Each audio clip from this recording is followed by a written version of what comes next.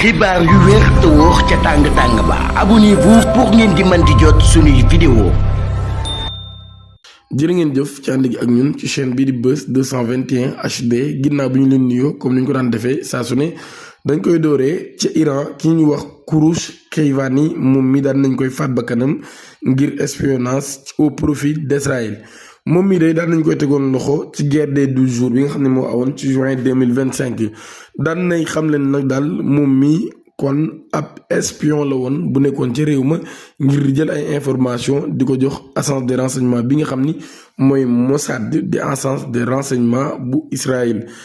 loolu yi kon moo tax ñu daal di koy jàppoon moom nag daan nañuy faat ba kanam Smotrich daan na publier ab photo doomam bu ñu hospitalisé mu nekk nag di am ay soins intensifs depuis environ ñaari semaine ginnaaw bi nga xam ne nag daal daan nañ koy blessé woon ci ay affrontement yu amoon diggante Hezbollah ak Liban. Smotrich nag moom mi mooy ministre des finances bu Israël waaye nag doomam jooju amoon ay blessures ñu bari ci médias israéliens bi nag daal dañoo waxoon ni loolu nag moom ay gaañu-gaañu yu léger la rek maanaam du gaañu-gaañu yu garaaw waaye nag daan ne wane ab photo kon doom ji tëdd ci lalu hôpital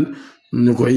toppatoo ak di ko faj. ci salle de commandement bu armée de l'air Netanyahou ci boppam daan nañ menacer les Iraniens daal di xam leen nag daal dinañ frapper ñoo ñii seen ay éléments ñi nga xam dañ leen a considéré comme ni ñoom seen ay kilifa lañ waaye tamit jàpp nañ sax ñoo ñi ay terroristes lañ. ba tey directeur des programmes politiques de la chaîne Al-Manar TV di Mahmoud Sari ak soxnaam daan nañuy faat seen bakkan ci ab raid boo xam ni Israël doon na ko def ca quartier Soukhakh al-Balad nekk ca Beyrouth nekk ci capitale bu Liban kon moom mi daan nañuy faat bakkanam moom directeur des programmes politiques bu chaîne bi di Al-Manar TV. ab immense bâtiment lañu daaneel fële ca fi nga xam ni moo di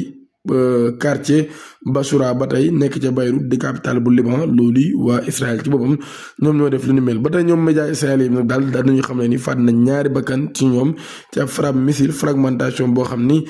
ma nga amee ca Ramat Agan nekk foo xam ni fu jege Tel Aviv la. Iran ci boppam nag gardien yu révolution yi ñu ngi jooy génn ko àdduna ki nga xam ni moo di Gholam Reza Soleimani bi nga xam ne moo nekkoon chef de la milice Basiji wala Basij moom mi daan nañuy faat kon bakkanam. Trump nag daan nay xam ne ni ñoom ñi soxlawuñ ndimbalu benn réew moo xam muy Japon Australie wala Corée du Sud ngir daal tijji détroit d'Ormuz bi ginnaaw bi nga xamee ne sàkku na ko ci ñoom daal ñu daal di bañ daan nay xam ne ni léegi sax moom soxlaatu leen. ba tey nag daal yi nga xam ne ñoo di chef de l'armée iranien wala boog ñi nga xam ne ñoo nekk ci commandement bu chef de l'armée iranien xam ne nag daal dinañ fayu dray gi nga xam ne leen nañ ko Ali Larijani mi nga xam ni mën nañ wax ni bokk na ci kilifa yi gën a mag ci Iran bokk na tamit ci ñi nga xam ni ñoom lañ gën a ràññee depuis guerre bi commencé ak léegi moom Ali Larijani mi nag daal faat bakkanam ci ay anam yu metti lool mu daal di kon rejoindre rang ñi nga xam ne ay martyr lañ génn àdduna ginnaaw bi nga xam ne joxe nañ seen bakkan ngir Iran daal di libre te moom Larijani mi nag xamoon nañ nag sa dëgg-dëgg biñ ko waxee ni bi Israël génnee wax ni bokk na ci ñun bëgg a faat xam woon nag daal mi ngi leen di xaar ndax moom nag daal ragalul li nga xam ni moo di dee moom Larijani mii nag daal ginnaaw bi ñu ko faatee ñi nga xam ni ñoo di waa Israël waa Iran daan nañu xam ne ni dinañ ko fayul ndax moom ak Gholam Reza mi lañu faatandoo seen bakkan ci anam yoo xam ne anam yu doy waar la. ndax Netanyahou ci boppam ak ministre de la défense bi nga xam ne moo di Israël kat daan nañu jox autorisation armée bi ci boppam ngir ñu faat bakkanu képp koo xam ne kilifa nga ca biir Iran maanaam kon bépp kilifa boo xam ne nekk nga ci biir Iran rek.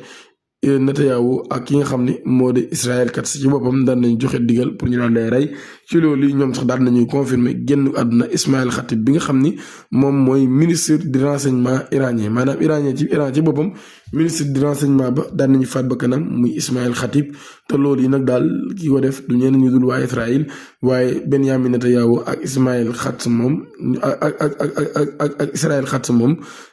wala Israël Khatib boog ñoom ñaari ñi pare nañ pour faat bakkanu képp koo xam ne kilifa nga ca biir Iran te loolu yi nag génn àdduna ki nga xam ni moo di Ismaïl Khatib bii ki nga xam ni moo di Masoud Pezeshkian daan na koy dëggal Masoud Pezeshkian nag moom mooy président bu Iran moom mi daan ne dëggal kon génn àdduna ki nga xam ni moo di Ismaïl Khatib mu nekk kon keneen koo xam ne faat nañu bakkanam ci ay anam yu doy waar lool.